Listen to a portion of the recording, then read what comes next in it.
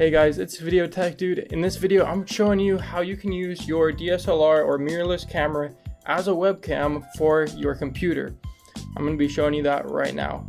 Now, it's super cool because it used to be that you had to buy this piece of plastic, which is around $200. This is the CamLink converter voxel capture card device.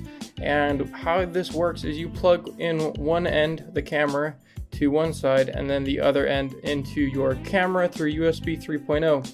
And this worked great, but it's super expensive and is a huge barrier for a lot of people, which causes them not to use a big camera as their webcam. But just recently we have a new device which got released, which is an unbranded kind of card capture device here, and it's just called the HDMI video capture.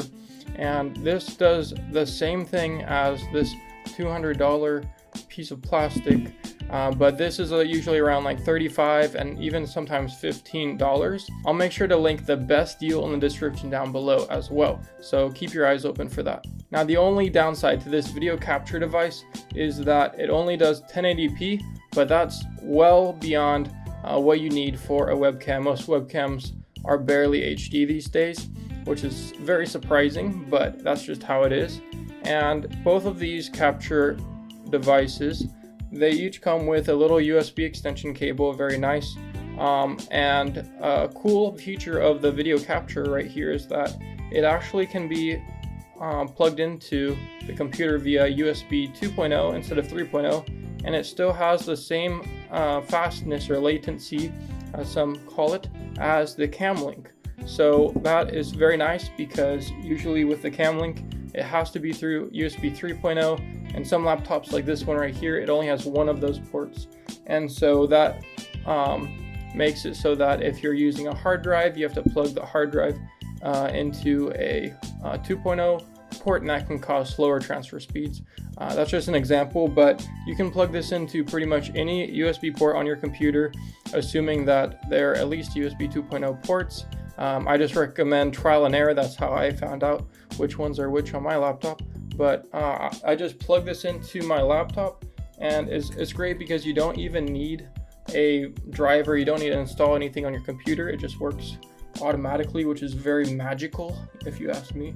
And now I just plug in that to one side, and then the HDMI going to the camera on the other. And also I'm using the A6500 Sony mirrorless camera, and I've been using this camera for quite some time now. I love it a lot. One way to find out if your camera supports this kind of situation is you want to Google, does the camera support clean HDMI? And that pretty much means that all the menu items that are normally on your camera, they will not show up on your webcam feed, which could be very weird and annoying. Also, some cameras have different types of HDMI ports on them, and so you want to make sure you have the right cable. For my camera, I believe it uses a micro HDMI, and so you want to get a micro HDMI to normal HDMI cable to then which plugs into the adapter right here. It also just works fine with the built-in computer camera software. Right now, I just opened up my laptop's webcam, but I can just push switch camera, and now it is my full camera. You can see I wave my hand and it updates right here. Pretty cool, and it's super crisp and clean. And if you're using this for Zoom, which I use it for Zoom all the time, there's an option to enable HD camera, and that can give you even a little bit extra of a boost. This adapter has known to work on both Windows and Mac, so it's overall pretty compatible. I really like how easy it is to just plug it into the computer and it just works all of a sudden. And if you're in Zoom, when selecting the video device, it will be labeled as USB camera. If you're using the cheaper adapter, if you're using the CamLink, it will be labeled CamLink. Pretty easy. So that's super cool. And also I've noticed that even if the camera is in 4K mode, it will still downscale it to 1080p, so that's pretty nice. But just leaving it in 1080 resolution works as well, because it conserves a bit more battery life. And if you are using this method, I also do recommend getting an AC adapter. That's like a little dummy battery that plugs in there, and then it plugs straight into the wall, so you don't have to worry about the battery running out or anything crazy like that. So that's super cool. I actually have not yet gotten an AC adapter, but that's because the Sony A6500, which is right here, It can be charged using a just normal micro USB cord.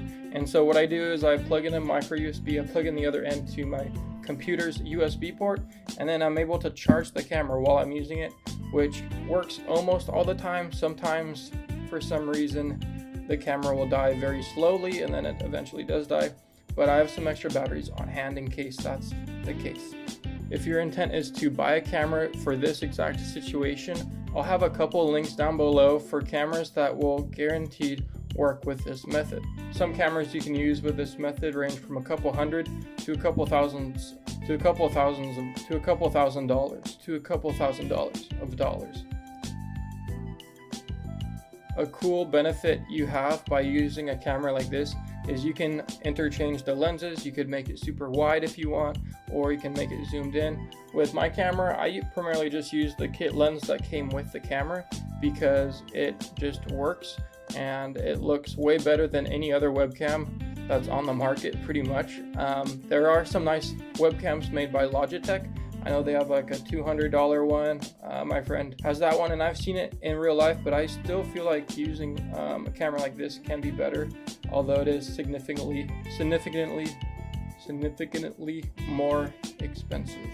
So that's always something to consider. But if you just have a camera like this laying around that you use here and there, you can be using it for all your webcam needs on your computer, which I feel like is very helpful. And I like it when I can use something for multiple functions, and it just is nice to use what you have.